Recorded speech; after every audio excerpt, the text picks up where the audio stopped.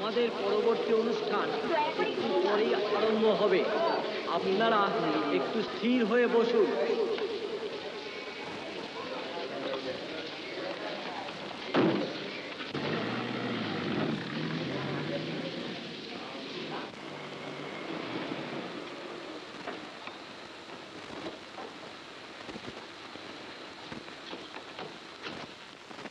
এগুলো ঘরে রেখে দাও।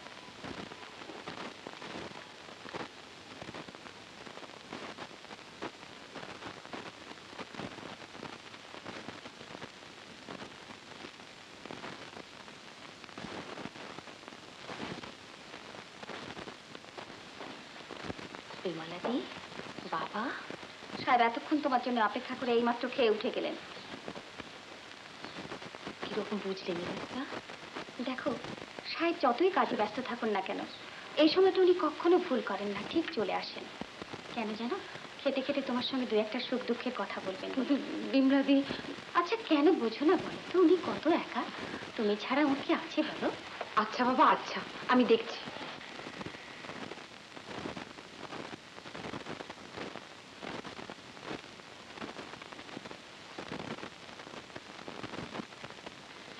বাপরে, খুব রাগ হয়েছে তো।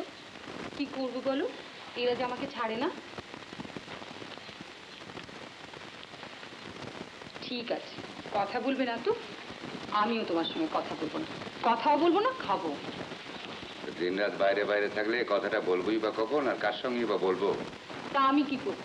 দেশশুদ্ধ লোক যদি আমার গান শুনতে ভালোবাসে, তা আমি তাদের না করি কি করে? না করতে তো আর বলিনি। আর যদি হতো, তোমার গান শেখার ব্যাপারে আমি এত উৎসাহ দেখাতাম না। সে কথা আমি অস্বীকার করলাম করে।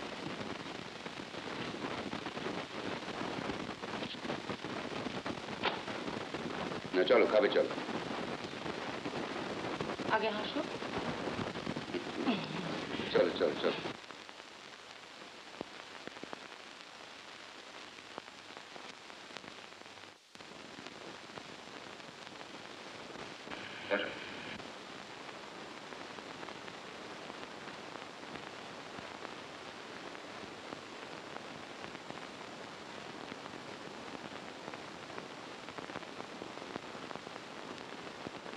যে কথা বলছিলাম, আমি পরশু দিল্লি যাচ্ছি, তুমিও যাবে আমার সঙ্গে। You need rest. তুমি তো খুব বললে বাবা, আমি না তোমার সঙ্গে দিল্লি যাব। তারপর তারপর তো ডেকেছি রেডিও, রাইসনা ক্লাব, কালীবাড়ি, সবাই তো এসে ধরবে। তখন খুব বিশ্রাম হবে আমার। হুম, তাও তো বটে। এক কাজ করো বাবা, তুমি যখন দিল্লি থাকবে সেই সময় আমাকে এমন একটা জায়গায় পাঠিয়ে দাও যেখানে আমার কেউ চিনতে পারবে। বেশ, সেই ব্যবস্থাই আমি করছি। তুমি তোমার সেক্রেটারি অসিতকে জানিয়ে দেবে। But you must take rest.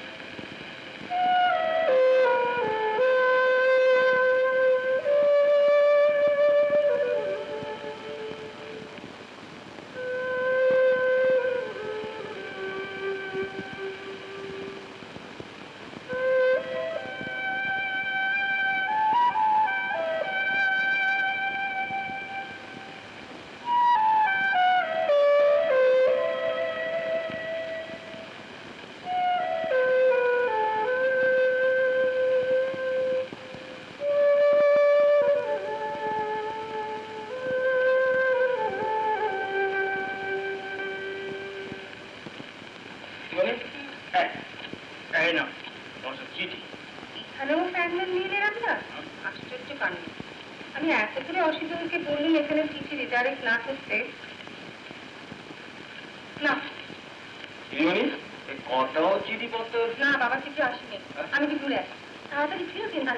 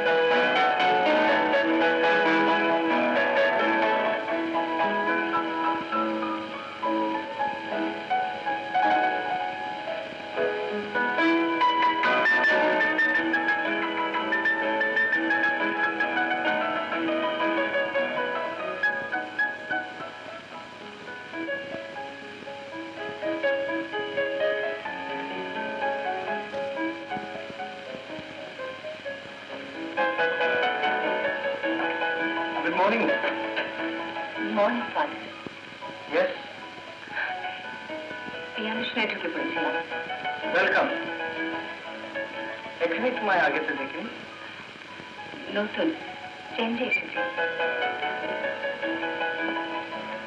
ভারী মিষ্টি হাত তোর। Yes, he is blessed with music.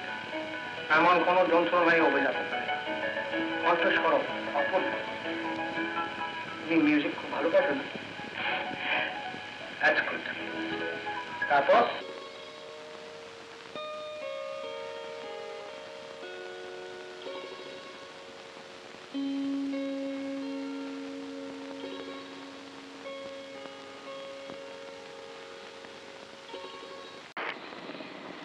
আজকে তো আমার কি আনন্দ হচ্ছে। এতদিনে তোমাকে লোকে জানতে পারলো। জানো আজকে বাবা ফিরছে, ভাবছি বাড়ি গিয়ে আমাদের বিয়ের খবরটা বলবো।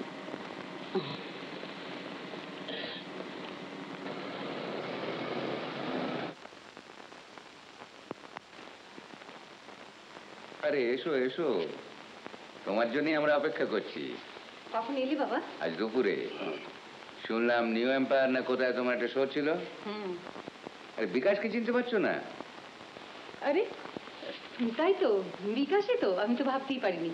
তা কবে এলে বিলেত থেকে? কাল। আচ্ছা। তা তোমার তো এখন খুব নাম, বিলেতেও তোমার কয়েকটা রেকর্ড শুনেছি, নট সো ইমপ্রেসিভ তো। তাহলে তুমি তো এখন ফুল ফ্লেজেড ব্যারিস্টার বলছো, তা কবে জয়েন করছো বারে? এই তো সবে এলাম, ভাবছি মিস্টার লাহিড়ী জুনিয়র হয়ে জয়েন করবো। He is an authority on criminal law. যে সুরে মমতায়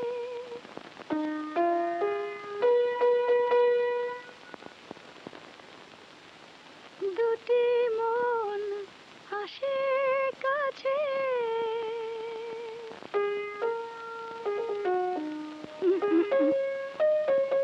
দুটি মন আসে কাছে,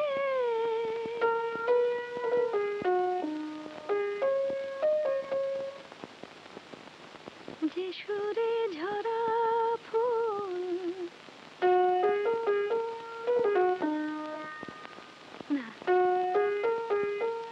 যে সুরে ঝরা ফুল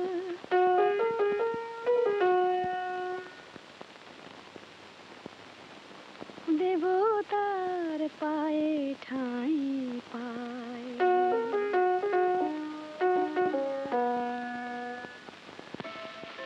ওই যা, দেরি হয়ে গেল যে, দোকানে যেতে হবে।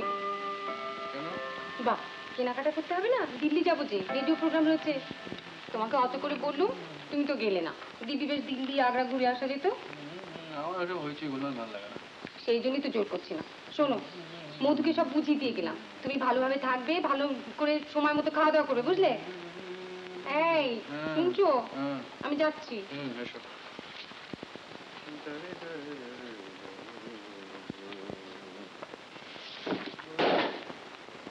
বিয়ের এদিকে ঠিকঠাক আর মেয়ের কোনো তাপ উত্তাপ নেই, গায়ে খালি দিনরাত্রি ফুঁ দিয়ে বেড়াচ্ছে।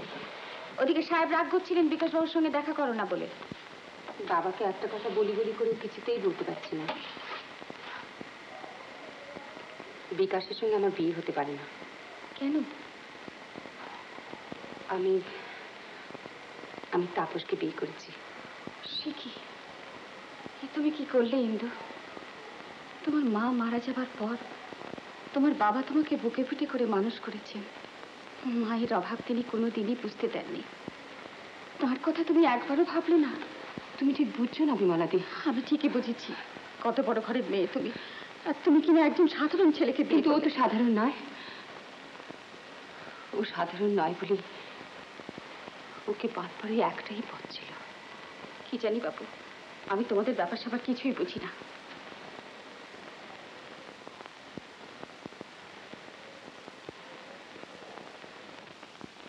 কি ব্যাপার? দেখে তুমি এসেছো ভালোই হয়েছে। তোমাকে একটা কথা আমার বলা হয়নি। দেখো, আমার ইচ্ছে ইন্দ্রাণীর বিয়েতে আমি এমন একটা অনুষ্ঠান করব যে সবাই বলবে হ্যাঁ, একটা বিয়ের মতো বিয়ে দিয়েছে। টাকা যত লাগে আমি খরচ করব। আমার তো ওই মেয়েটা ছাড়া আর কেই বা আছে বলো? ওরই তো সহ। স্যার। তুমি কি অন্য কিছু বলবে? আগে হ্যাঁ স্যার, আমার একটা কথা বলবার ছিল। কি ব্যাপার বলো তো? বাড়িতে আলোচনা করা ঠিক হবে না জেনেই আমি এখানে এসেছি। ইন্দ্রাণী দেবীর সম্বন্ধে এই পত্রপত্রিকাগুলোতে অশোভনীয় ইঙ্গিত করেছে। আপনি মানহানির মামলা করবেন কিনা একবার ভেবে দেখুন।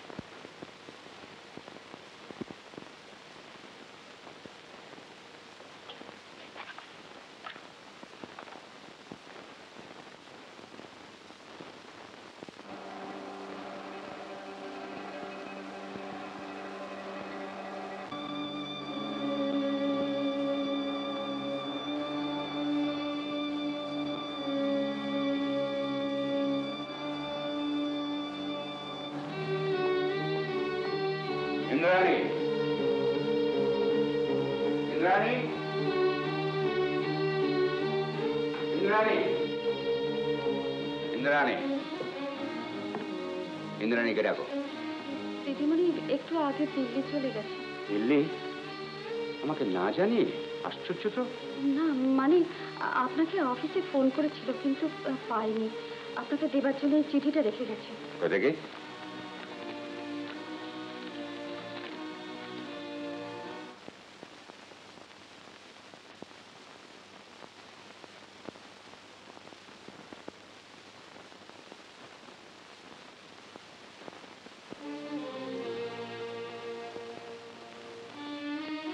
দাঁড়া, গাড়ি বার করতে বলো।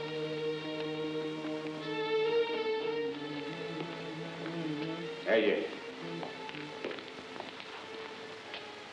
এই চিঠিতে যা লেখা আছে সব সত্যি?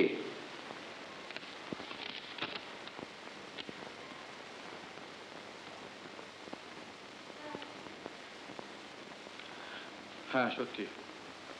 তাহলে তার সঙ্গে অবাধ মেলামেশার সুযোগটা সত্যিই তুমি নিয়েছ। But how dare you!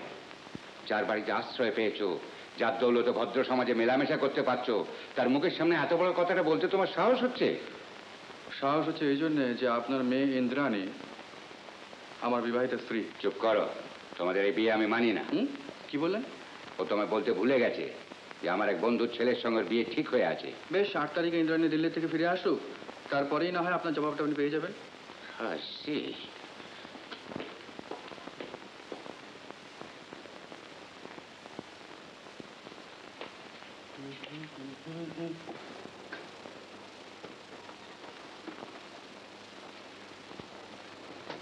Driver, গাড়ি রেডি রেখো, আমি এক্ষুনি আবার বেরোবো।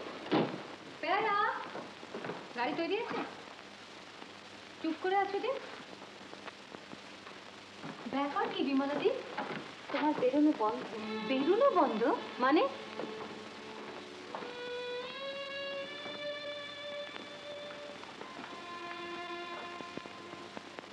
ঘরে চলো, কথা আছে।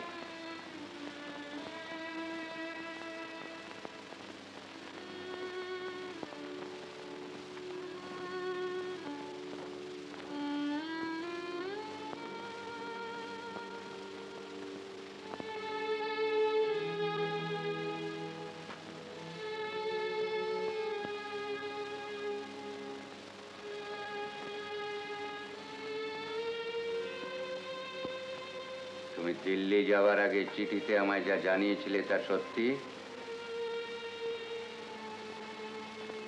আমার জীবনে এর চাইতে বড় সত্য আজ আর কিছু নেই বাবা। আমার একটা অনুমতি নেওয়ার প্রয়োজন মনে করলে না? কিন্তু আমি তো জানতাম আমি যা করবো তাতেই তোমার সমর্থন থাকবে। থামো। স্বাধীনতা আর স্বেচ্ছাচারিতা এক কথা নয়। বাবা, তুমি জীবনে যা করতে চেয়েছো আমি কোনোদিনই বাধা দিইনি, কিন্তু এই কি তার প্রতিদান? আমার স্নেহ, মায়া, মমতা, আশা, আকাঙ্ক্ষা এসবের কি কোনো মূল্যই নেই তোমার কাছে? কিন্তু আমি তো কোনো অন্যায় করিনি। আমার মান সম্ভ্রম ধুলোয় মিশিয়ে দিয়ে আমার মুখের সামনে বলতে পারছো যে তুমি কোনো অন্যায় করোনি? লজ্জা করে না তোমার? লজ্জা কেন করবে বাবা? আমি এত বড় একজন শিল্পীর স্ত্রী, এটা তো আমার গৌরব। কিন্তু এটা আমার পক্ষে অগৌরব। তোমাদের বিয়ে আমি স্বীকার করি না। না না না না, এ হতে পারে না।